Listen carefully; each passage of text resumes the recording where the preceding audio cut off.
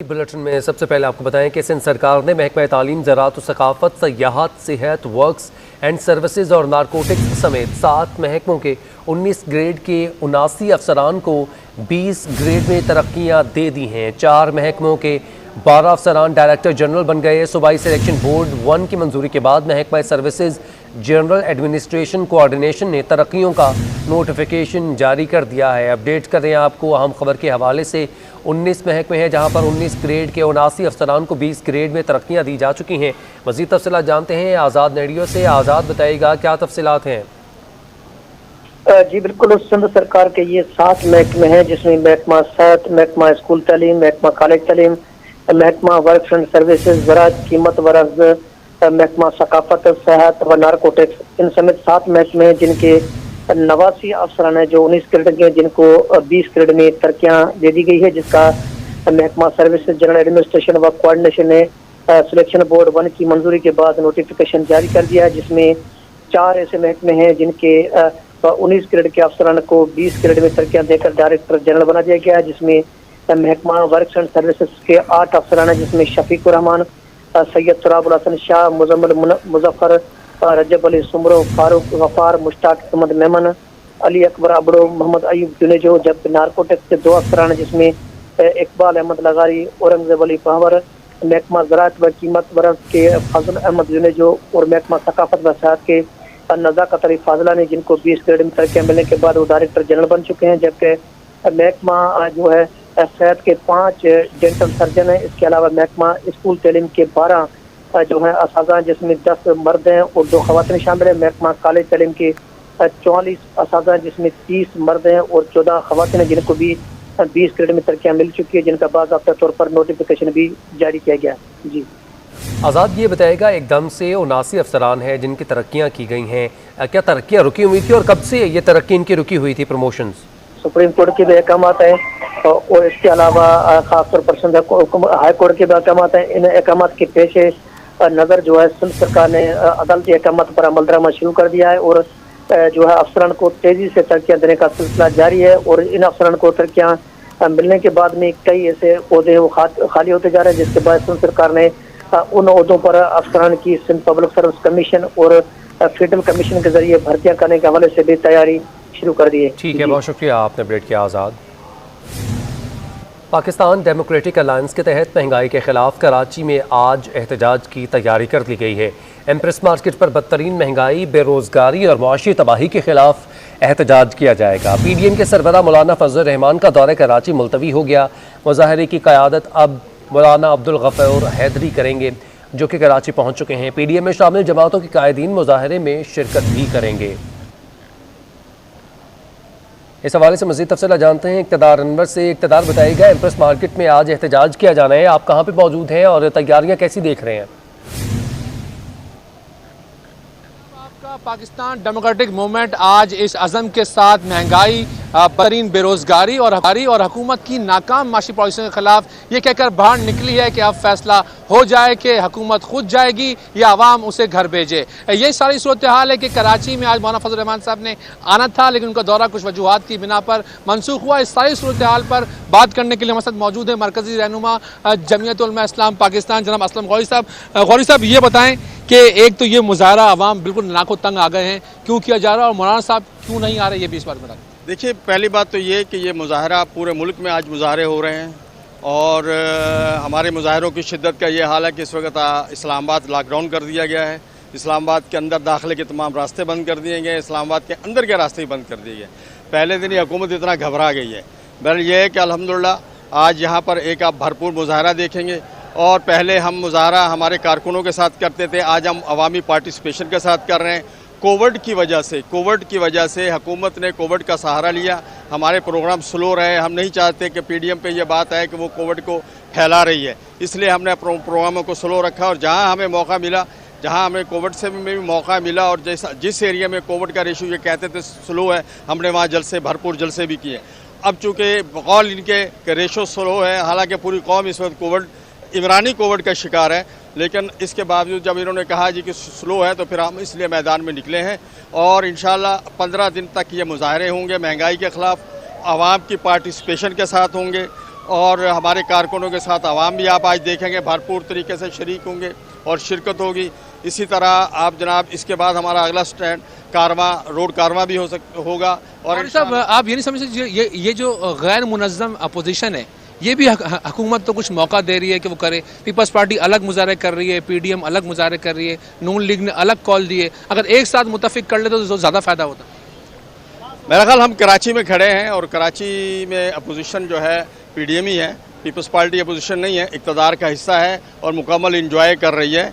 और इस हुकूमत को मैं समझता हूँ जितना पीपल्स पार्टी सपोर्ट कर रही है और पीपल्स पार्टी को जितना इमरान सपोर्ट कर रहा है ये कोई और नहीं कर रहा। और ये कहना कि पीपल्स पार्टी अगर अपोजिशन में नहीं है तो वो अपोजिशन नहीं है, मैं समझता हूँ असल अपोजिशन ही ये है। पीपल्स पार्टी अपोजिशन का नामी ग्रामी हिस्सा सिर्फ मुफादात के हदूद के हिस्सा है और वो किसी भी तहरीक का हिस्सा नहीं बनेगी। हमने बड़ी दिन में ऐसे मुजाहरे होंगे कि हुकूमत को हिला के रख देंगे इंशाल्लाह। हजूर हुकूमत हिल गई है, मैं कह रहा हूँ पूरा इस्लामाबाद लॉकडाउन है। आप इस्लामाबाद चेक करें, आज पूछे वहाँ से, आप ले वहाँ से रिपोर्ट लें, पूरा इस्लामाबाद लॉकडाउन हो गया। हुकूमत घबरा गई है, हुकूमत परेशान है, कहीं लाहौर में धरने लग गए हैं, अवाम निकल आए हैं। अवाम अब कितना बर्दाश्त करेंगे जी।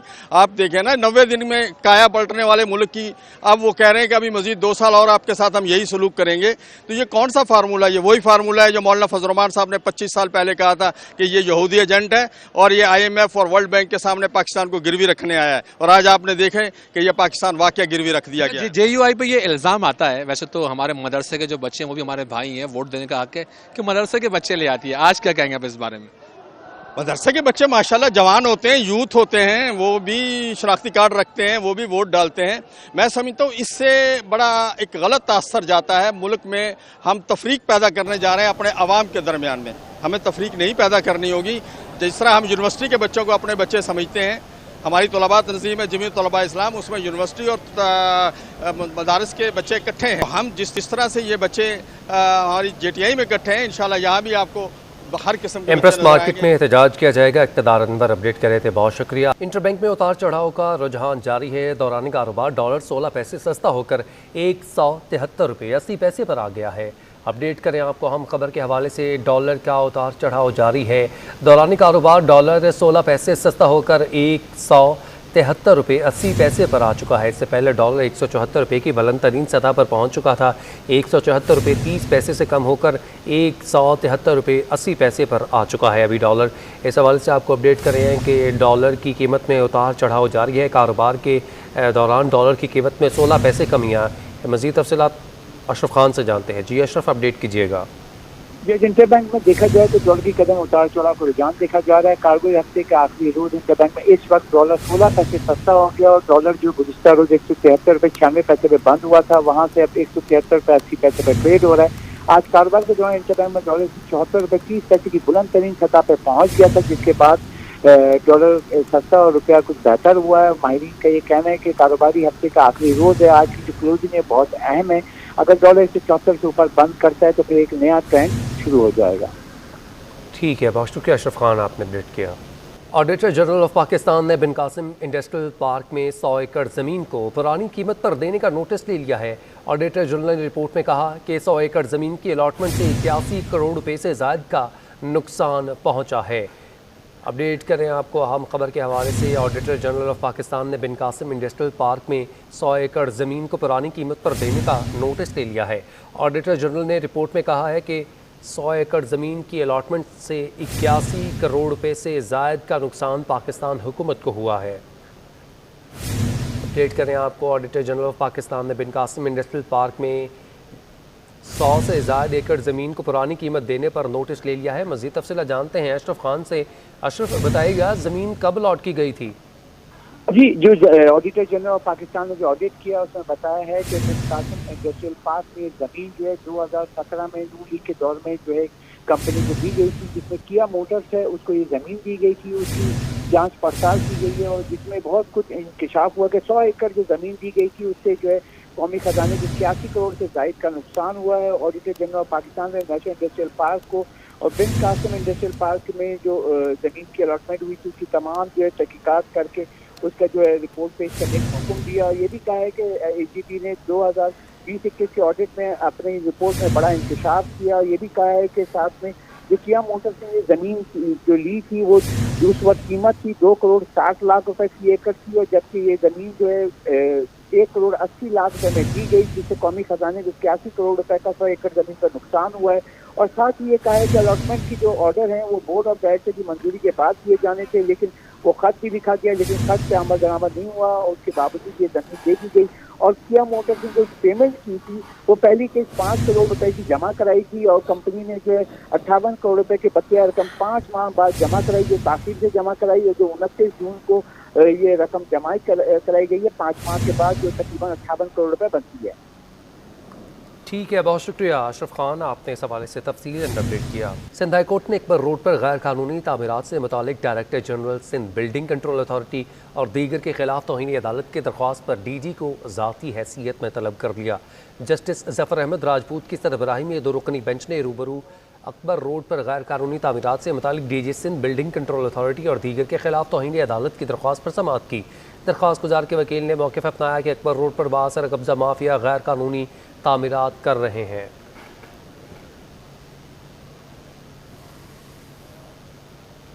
सिंध हाई कोर्ट ने फेडरल बी एरिया ब्लॉक 12-13 में गैर कानूनी कब्जों से मुतालिक senior director land anti encroachment Bashir Siddiqui और deputy director anti encroachment Masroor Iqbal को तौहीनी अदालत के नोटिस जारी कर दिए। अदालत में दरख्वास्त गुजार के वकील ने मौक़िफ़ दिया कि ज़ियाउद्दीन रोड पर बड़े पैमाने पर तजावुज़ात कायम हैं। शहरियों से फुटपाथ और बिल्डिंग को रेडोर में चलने का हक जो है वो छीन लिया गया है। Anti encroachment department land mafia को तहफ़्फ़ुज़ फराहम कर रहा है।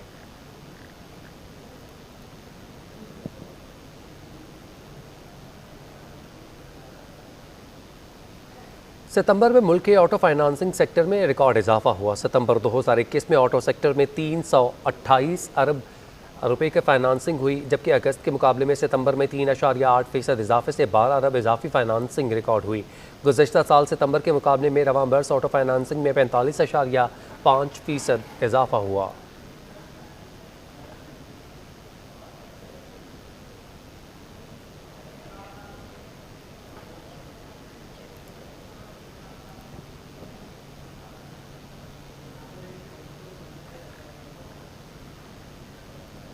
कौमी इदारा बराए इमराज कल्ब की इंतज़ामिया ने 3 मुलाजमीन को नौकरी से बरतरफ कर दिया। इंतज़ामिया का कहना है कि तीनों मुलाजमीन इलाज के लिए मरीजों से रिश्वत लेते थे। तफसीलात जानते हैं किफ़ायत अली से। किफ़ायत, ये मामला क्या है?